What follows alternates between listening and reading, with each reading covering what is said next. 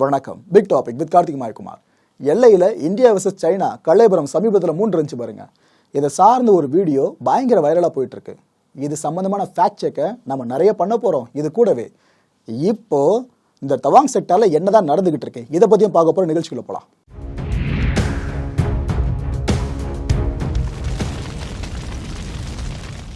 ரெண்டாயிரத்தி 20ஆம் வருஷம் கல்வான் மோதலுக்கு பிற்பாடு நம்ம இந்திய ராணுவம் எல்லையோரத்தில் பல மாறுதல்களை கொண்டு வந்திருந்தாங்க. அதோட கட்டமைப்பு சார்ந்து, அதாவது 2 அடுக்குகளை புதுசாக அவங்க நிர்மாணிச்சாங்க. மொதல் அடுக்கு என்ன பண்ணுன்னா, ரோந்து மேற்கொள்வாங்க எல்லையோரமாக. அங்கே ஏதாவது எதிர்த்தரப்பு தாக்குதல் நடத்தினாங்கன்னா உடனடியாக பதில் தாக்குதல் நடத்துவாங்க. அட் த சேம் டைம் இந்த 2வது அடுக்கில் இருக்க நிறைய வீரர்களுக்கு இன்ஃபார்ம் பண்ணுவாங்க, எங்களுக்கு பேக்கப் வேணும்னு. அதுக்கப்புறம் இந்த 2ஆம் அடுக்கில் இருக்க வீரர்கள்லாம் கிளம்பி உடனடியாக அந்த ஸ்பாட்டுக்கு போயிட்டு எதிர்த்தரப்பு கூட சண்டை போடுவாங்க. இதுமாதிரி ஒரு பெரிய சேஞ்சை நாம் கொண்டு வந்திருந்தோம். சரி, இதுக்கப்புறமாவது இந்த சீன ராணுவத்தோட அத்துமீறல்கள் அடங்கும்னு நினச்சா திரும்ப வளர்த்துச்சு. கடந்த 9ஆம் தேதி காலை நேரத்தில் இந்த அருணாச்சல பிரதேசம் தவாங் செக்டரில் இருக்க யாங்சி பகுதியில் மிகப்பெரிய அளவுக்கு ஊடுருவலில் இந்த சீன துருப்பினர் ஈடுபட்டாங்க. லிட்டரலாக 300லிருந்து 400 சீன துருப்பினர் நம்ம நாட்டோட எல்லைக்குள்ளே ஊடுருவ முயற்சி பண்ணாங்க. இதை நம்மளோட இந்திய ராணுவத்தோட முதல் அடுக்குன்னு இருக்காங்களே அவங்க பார்த்துட்டு எச்சரிக்கை விடுத்தாங்க. ஆனால் அவங்க திரும்ப போகலை. உடனடியாக நாம் பேச்சுவார்த்தையில் ஈடுபட முயற்சி பண்ணோம். ஆனால் சீன நரிகள் அவங்க கையில் வச்சிருந்த ஆயுதங்கள் மூலமாக தாக்க முற்பட்டாங்க. கற்களை எடுத்து அடிக்க ஆரம்பித்தாங்க. அதுக்கப்புறம் நம்ம இந்திய ராணுவத்தோட முதல் அடுக்கினர் பதில் தாக்குதல் நடத்த ஆரம்பித்தாங்க. பேக்கப் வேணுன்ற விஷயத்தையும் சொல்லிட்டாங்க. அதிகபட்சம் 30 நிமிஷங்களுக்குள்ள நம்ம ராணுவத்தோட 2ஆம் அடுக்கில் இருக்க வீரர்கள் அந்த ஸ்பாட்டுக்கு வந்தாங்க. இவங்களோட எண்ணிக்கையை பார்த்ததும் சீன நரிகளால் பெருசாக தாக்கு பிடிக்க முடியல. அங்கிருந்து சதுரி ஓட ஆரம்பித்தாங்க. இந்த மிகப்பெரிய அனர்த்தத்தில் நம்ம இந்திய ராணுவ வீரர்களுக்கு உயிர் சேதம் ஏற்பட்டிருக்கிறதாகவும் பல பேருக்கு படுகாயம் அடைஞ்சதாகவும் ஒரு முதற்கட்ட தகவல் பயங்கரமாக வைரலாக பேசப்பட்டு இருந்துச்சு. கரெக்டாக அந்த நேரத்தில் தான் நம்ம மத்திய பாதுகாப்புத்துறை அமைச்சர் ராஜ்நாத் சிங் அவர்கள் பார்லிமெண்ட்டில் இந்த குறிப்பிட்ட நிகழ்வு சார்ந்து விளக்கம் கொடுத்தாரு. அப்போ ஒரு தெளிவாக சொல்லிட்டாரு, இல்லைங்க, இந்திய ராணுவத்தில் இருக்க ஒரு வீரர் கூட படுகாயம் கூட ஏற்படலை, ஒருத்தர் கூட உயிரிழக்கலை அப்படின்னு தெளிவாக சொல்லிட்டாரு. பாதுகாப்புத்துறை அமைச்சரோட இந்த விளக்கத்தை எல்லா கட்சியினரும் ஒரு மனதை ஏற்றுக்கிட்டாங்க. சரி, இந்த நிகழ்வு சார்ந்து ஏதாவது ஒரு வீடியோ வச்சு வெளியே வரும் அப்படின்னு எதிர்பார்த்தோம் எல்லாருமே. ஏன்னா இது போல் எல்லை சார்ந்த ஒரு அனர்த்தம் நிகழ்கிறப்ப அந்த பக்கத்தில் இருக்கவங்களும் வீடியோ ரெக்கார்ட் பண்ணுவாங்க, இந்த பக்கத்தில் இருக்க நம்ம இந்திய ராணுவத்தினரும் வீடியோ ரெக்கார்ட் பண்ணுவாங்க. சரி, இதுலேருந்து ஒன்றாச்சு வெளியே வராதுன்னு இல்லை எதிர்பார்த்துட்டு இருந்தேன். இதே நேரம் ஒரு வீடியோ பயங்கர வைரலாக போயிட்டு இருக்குங்க. நிறைய பேர் அந்த வீடியோவை ஷேர் பண்ணிக்கிட்டு இருக்காங்க. ஆக்சுவலாக உண்மை என்னன்னு பார்த்தீங்கன்னா, இப்போ நடந்த அந்த டிசம்பர் 9 அனர்த்தம் இருக்குல்ல, இதோட வீடியோ அது கிடையாது. ஆனால் பல பேர் அப்படி நினச்சிக்கிட்டு அதை ஷேர் பண்ணிக்கிட்டு இருக்காங்க. இந்திய ராணுவம் இது வரைக்கும் இந்த நிகழ்வு சார்ந்து அதிகாரப்பூர்வ வீடியோவை வெளியிடவே இல்லை. ஆனால் பல பேர் இதை உண்மை நினச்சி தொடர்ந்து ஷேர் பண்ணிக்கிட்டு இருக்காங்க. எப்படிப்பா இது போல ஒரு வீடியோ வெளியானா உடனே நம்பிடுவாங்களா? அதில் உண்மைத்தன்மை இல்லாமல் இருக்குமா என்ன அப்படின்னு கேட்டிங்கன்னா, கரெக்ட். ஒரு பொய்யை உண்மை நிரூபிக்கிற மாதிரி கொண்டு போகணுன்னா உண்மை கொஞ்சம் கலந்துருக்குன்னு சொல்லுவாங்க. அந்த பொய்யில் இதில் அது இருக்குது. உண்மையிலேயே இந்திய ராணுவ வீரர்கள் சீன துருப்பினரை அடித்து விரட்டுவாங்க. எல்லையை தாண்டி கடக்கிறதுக்கு அவங்க அவ்வளோ முயற்சி பண்ணுவாங்க சீன நரிகள். ஆனால் நம்ம வீரர்கள் அவ்வளோ தைரியமாக கட்டைகளை வச்சு அடித்தவனை ஓட விடுவாங்க. ஒரு இடத்துல சீன நரிகள் எல்லாம் துண்டை காணும் துணியை காணும்னு சொல்லிட்டு தெரிச்சு ஓடிக்கிட்டு இருக்கோம். நம்ம வீரர்கள் வெற்றி கொண்டாடத்தில் போய் ஈடுபட்டிருப்பாங்க. இது எல்லாம் நடந்துச்சு. ஆனால் இப்போ இல்லை, 2021ஆவது வருஷம், இட் மீன்ஸ் போன வருஷம் நடந்துச்சு. அந்த வீடியோ தான் இப்போ பயங்கரமாக ஷேர் பண்ணப்பட்டு இருக்கு. ஆனால் ஒரு உண்மை, இப்போ நடந்த அனர்த்தம் இது கிடையாது. இதுக்கு முன்னாடி நம்ம இந்திய ராணுவ வீரர்கள் சீன நரிகளை ஓட விட்டோம் பார்த்தீங்களா, அந்த வீடியோ அது. பழசோ புதுசோ, ஆனால் நம்ம நாட்டு ராணுவ வீரர்களோட தைரியத்தை இன்னொரு முறை பார்க்கறதுக்கு ஒரு வாய்ப்பு கிடைச்சதுன்னு சொல்லிட்டு இந்த வீடியோ நம்ம பார்க்கலாம், அவ்வளோதான். பட் இந்த இன்சிடென்ட் தான் அதுன்னு சொல்லிட்டு அதை நம்பி அப்படியே பரப்பக்கூடாது. Okay, right. இப்போ இந்த அருணாச்சல பிரதேச மக்கள் இருக்காங்களே, அவங்களோட மனநிலை என்னவா இருக்குது, இதுதான் மிகப்பெரிய கேள்வியாக இருக்குது. ஏன்னா பெரிய ஒரு அனர்த்தம் அந்த இடத்துல பெருசாக மூண்டுருச்சுன்னா நடுவில் பாதிக்கப்பட போகிறது இவங்க தான். இவங்களோட வாழ்வாதாரம் தான் பாதிக்கப்படும். இயல்பு நிலை முற்றிலுமாக ஸ்தம்பிதம் அடைஞ்சிடும். அப்பேற்பட்ட அருணாச்சல பிரதேச மக்கள் போராட்டத்தில் ஈடுபட்டிருக்காங்க. அமைதியான போராட்டத்தில் அவங்க கையில் பிடிச்சிருக்க பதாகைகளை பல வாசகங்கள் இடம் பிடிச்சிருக்கு. எல்லாமே முழுக்க இந்திய ராணுவத்துக்கு ஆதரவாகவும் சீன துருப்பினருக்கு எதிராகவும் தான் இருக்குது. இந்த மக்கள்லாம் இந்த போராட்டத்தில் என்ன சொல்கிறாங்கன்னா, சீன படை அடிக்கடி அத்துமீறது கண்டிக்கத்தக்கது சொல்கிறாங்க. எப்படி சீன படை அடிக்கடி அத்துமீறது எங்களுக்கு பிடிக்கவே இல்லைன்றதை தெளிவாக சொல்கிறாங்க. எங்களை காப்பாற்றுறது இந்திய ராணுவம் தான் அடித்து சொல்கிறாங்க. இந்திய ராணுவத்துக்கு மட்டும்தான் எங்களோட ஆதரவு. சீன துருப்பினர் இங்கே வரவே தேவையில்லை, அவங்க அடிக்கடி வராங்கன்னு தெரியணும். இவங்க கண்களை கசக்க ஆரம்பிக்கிறாங்க. இந்தியாவோட பாதுகாப்பில் சுதந்திர திபெத் மட்டும்தான் வேணுன்ற மாதிரி இவங்களோட கூக்குரல் இப்போதைக்கு இருந்துகிட்டு இருக்கு. இந்த மக்கள் எந்த அளவுக்கு இந்திய ராணுவத்து மேல நம்பிக்கை வச்சிருந்தாங்கன்னா, நம்ம ராணுவத்துக்காக இவங்க இந்த அளவுக்கு போராட்டத்தில் ஈடுபட்டிருப்பாங்க பாருங்க. ஆனால் இதெல்லாம் சீன அரசோட காதுகளுக்கும் போகும். ஆனால் அந்த சீன நரிகள் கொஞ்சமாச்சும் அந்த ஆசையிலேருந்து பின்வாங்குமா, அவ்வளோ பெரிய நிலப்பரப்பை வச்சிருந்தாலும் ஆசை அடங்கலையே. நம்ம நாட்டு நிலப்பரப்பை எப்படியாவது ஆக்கிரமிக்கணும்னு இந்த அளவு அல்சாட்டியம் பண்ணிக்கிட்டு இருக்கு. அங்கே இருக்க மக்கள் நம்ம ராணுவத்துக்கு சாதகமாக இருக்காங்க. ஆனால் சைனா இந்த விஷயத்தை தெரிஞ்சுக்கிட்டும் கூட பேராசையை கைவிடுற மாதிரி இல்லை. எல்லையில் இப்போ இந்த டென்ஸான சிச்சுவேஷன் அரங்கேறி இருக்க இதே நேரத்தில் ஒரு பெரிய இந்திய ராணுவத்துக்கான ஒரு பலம் கூடியிருக்குன்னு சொல்லலாம். என்னன்னா, நாம் இந்த ரஃபேல் போர் விமானம் கிட்டத்தட்ட 36 விமானங்களை வாங்குறதுக்கு ஒப்பந்தம் மேற்கொண்டிருந்தோம். அதன்படி 35 விமானங்கள் நம்ம நாட்டை வந்து அடைஞ்சிருச்சு. இப்போ கடைசியான யூனிட்டுங்க 36வது IAF ரஃபேல் விமானம் நம்ம இந்தியா வந்து அடைஞ்சிருச்சு. இந்த விஷயம் இந்திய விமானப்படையாலேயே கன்ஃபார்ம் செய்யப்பட்டிருக்கு. இப்போ நம்மளுக்கு ஃபுல் பவர் அப்படின்றது கரெக்டாக இருக்குது. இந்த நேரத்தில் ரஃபேலுக்கு சீனா எங்கேருந்து வேலை வச்சிருமோன்ற ஒரு கலக்கமும் நமக்கு இல்லை, அவங்களுக்கு பெருசாக எழுந்திருக்கு. ஏன்னா ரஃபேல் விமானத்தோட ஒட்டுமொத்த பலம் சார்ந்தோம் நம்ம எல்லாருக்குமே தெரியும். அப்பேற்பட்ட விமானங்கள் எல்லையில் பாதுகாப்பு பணியில் ஈடுபடுத்தப்பட்டிருக்கு. இதுக்கு முன்னாடியே இருந்துச்சு. இப்போ எண்ணிக்கையெல்லாம் அதிகரிக்கவே இன்னும் வான் சார்ந்த பாதுகாப்பு உச்சத்தை எட்டோ அதில் எந்த மாற்று கருத்தை வேண்டாம்.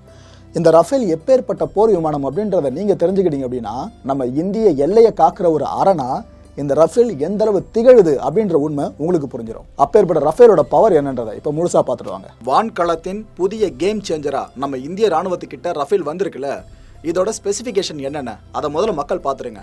அப்போதான் இந்த ரஃபேலோட பலம் என்னன்றது உங்களுக்கு தெளிவாக புரியும். ரஃபேலோட மேக்ஸிமம் டேக் ஆஃப் வெயிட் பார்த்தீங்கன்னா 24.5 டன்னுங்க. இதோட விங் ஸ்பேன் 10.9 m போகுது. ஹைட் பார்த்தீங்கன்னா 5.30 m போகுது. எக்ஸ்டர்னல் லோட் பார்த்தீங்கன்னா 9.5 டன் வரைக்கும் இருக்குது. ஃபியூயல் இன்டர்னலில் மட்டுமே 4.7 டன் இருக்குது. இதோட லென்த் 15.30 மீட்டரும் இதோட ஃபெரி ரேஞ்ச் 3700 கிலோமீட்டர் அளவுக்கும் இருக்குது. ஓவரால் எம்டி வெயிட் பார்த்தீங்கன்னா 10 டன்ஸுங்க. லேண்டிங் கிரவுண்ட் ரன் பார்த்தீங்கன்னா 450 மீட்டர்ஸ், அதாவது 1500 ஃபீட் வரைக்கும் போகுது. சர்வீஸ் சீலிங் பார்த்தீங்கன்னா 50,000 ஃபீட். என்னப்பா ரஃபேலில் இவ்வளோதான் ஸ்பெசிஃபிகேஷன் இருக்கா அப்படின்னு கேட்டிங்கன்னா கொஞ்சம் வெயிட் பண்ணுங்கள். இப்போ நான் சொன்னதெல்லாம் அடிப்படை தகவல்கள் மட்டும்தான். இனிமேல் தான் அட்வான்ஸ்டாக போக போகிறோம்.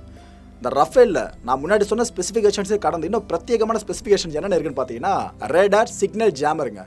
இந்த விஷயம் ரஃபேலுக்காகவே பிரத்யேகமாக கொண்டு வரப்பட்டிருக்கு. இந்த ஹை ஆல்டிடியூட் பகுதிகள் இருக்குல்ல, இங்கே ஒரு விமானம் டேக் ஆஃப் ஆகிறது அவ்வளோ ஈஸியான விஷயம் கிடையாது. ஆனால் இது மற்ற விமானங்களை காட்டிலும் நம்மளோட ரஃபேலுக்கு ரொம்ப ரொம்ப எளிமையான ஒரு விஷயமா மாறி இருக்கு.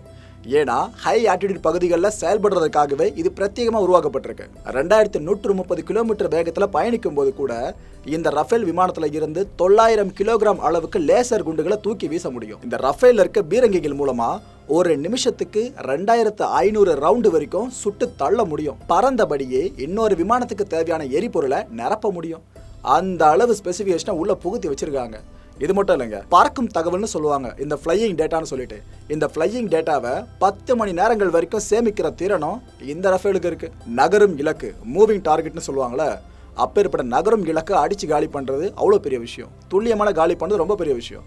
ஆனா நகர்ற இலக்கு சர்ஃபேஸ்ல இருந்தாலும் சரி, ஏர்ல இருந்தாலும் சரி, அதை அடிச்சு காலி பண்ற திறன் இந்த ரஃபேலுக்கு இருக்கு. இந்த ரஃபேலுக்கான வெப்பன்ஸ்லாம் இருக்குல்ல, இதெல்லாம் ஸ்டோர் பண்றதுக்கான ஸ்டேஷன்ஸ் மட்டுமே 14ங்க. ஒளியின் வேகம் இருக்குல்ல, இதை விட 4 மடங்கு வேகமா பயணிக்க வல்லதுதான் நம்ம ரஃபேல். இதை மாக் 4 அப்படின்னு சொல்லுவாங்க.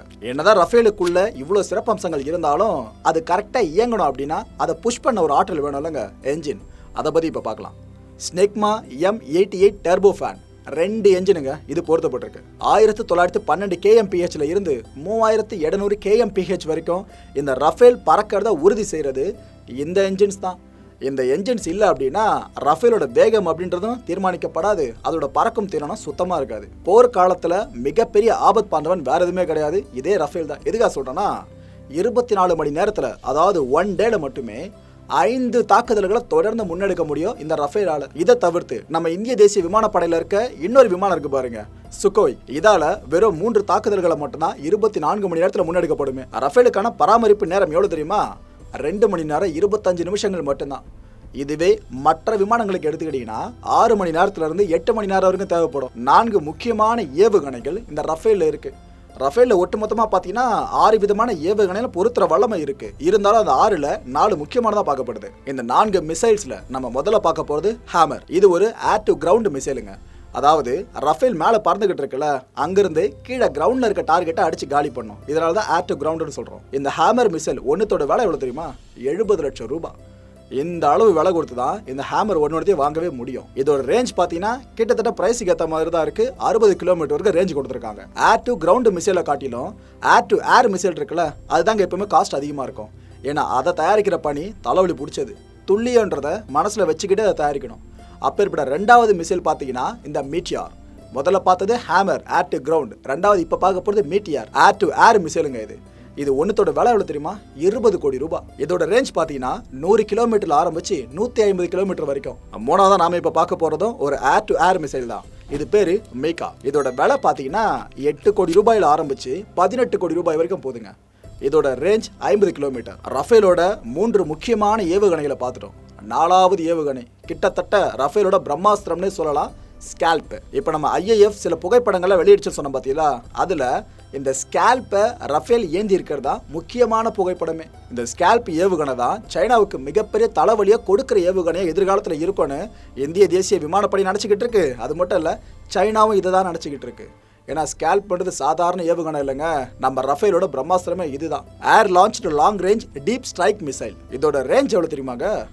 300 கிலோமீட்டரில் ஆரம்பித்து கிட்டத்தட்ட 560 கிலோமீட்டருக்கு மேலேயும் போகிற திறன் இந்த ஸ்கேல்ப்புக்கு இருக்கிறதா சொல்லப்படுது. இதனால தான் சைனா இப்போ வரைக்கும் இதை பார்த்து உதறிக்கிட்டு இருக்கு. ஒரு ஸ்கேல்ப் மிசைலோட விலை எவ்வளோ தெரியுமா? 40 கோடி ரூபாய்க்கு மேலே. எந்த அளவு செலவு பண்ணப்படுதோ அந்த அளவுக்கு திறனை இதுக்குள்ளே இருக்க தான் செய்யுது.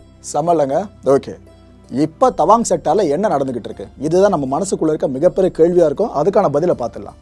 2 முக்கியமான ஹேப்பனிங் இப்போ நடந்துக்கிட்டு இருக்கு. அதில் ஒன்று என்னென்னு பார்த்தீங்கன்னா, நம்ம இந்தியாவோட குயிக் ரியாக்ஷன் டீம் இருக்காங்க பார்த்தீங்களா, கமாண்டோஸ். இவங்க எல்லாருமே மிகப்பெரிய அளவுக்கு ட்ரில்லை மேற்கொண்டுக்கிட்டு இருக்காங்க, ட்ரைனிங் ட்ரில்லை. ஏன்னா இதுக்கப்புறமா சீன நரிகள் அடங்காமல் ஏதாவது பண்ணாங்கன்னா இப்போ நம்ம அடிக்கிற அடி மரண அடியாக இருக்கும். அதுக்கான முதல் ட்ரில் இது. 2வது ட்ரில்லு பார்த்தீங்கன்னா, நம்ம இந்தியன் ஏர்ஃபோர்ஸ் இருக்கலங்க, அவங்க கண்டக்ட் பண்ணிட்டு இருக்க ட்ரில். இதில் fighter jets, transport aircraft, refuelers, helicopters, unmanned aerial வெஹிக்கிள்ஸ்னு எத்தனை சிறப்பம்சம் உள்ள அடங்கியிருக்கு. இந்த 2 முக்கியமான ட்ரில்லு போயிட்டு இருக்க இந்த நேரத்தில் சீன நரிகள் ஏதாவது பண்ணாங்கன்னா வரலாறு காணாத ஒரு மிகப்பெரிய பதிலடியை அவங்க சந்திக்க நேரிடும். மக்களே, என் அன்பார்ந்த இந்தியர்களே, இந்த கான்டென்ட்டை பொறுத்த வரைக்கும் நம்ம சிந்திக்க வேண்டியது ஒரே ஒரு விஷயம்தான். உலகத்திலேயே அஹிம்சையை அதிகப்படியாக மக்களுக்கு போதிக்கிற நாடு இந்தியா. மகாத்மா காந்தி பிறந்த நாடு நம்ம இந்தியா. அப்பேற்பட்ட இந்த மண் எப்போவுமே அமைதியை மட்டும்தான் விரும்பிக்கிட்டு இருக்கு. ஆனால் சீன நரிகள் தேவையில்லாமல் இந்த புலிகளை சீண்டிக்கிட்டே இருந்தாங்க அப்படின்னா விளைவு ரொம்ப ரொம்ப மோசமானதாக இருக்கும்.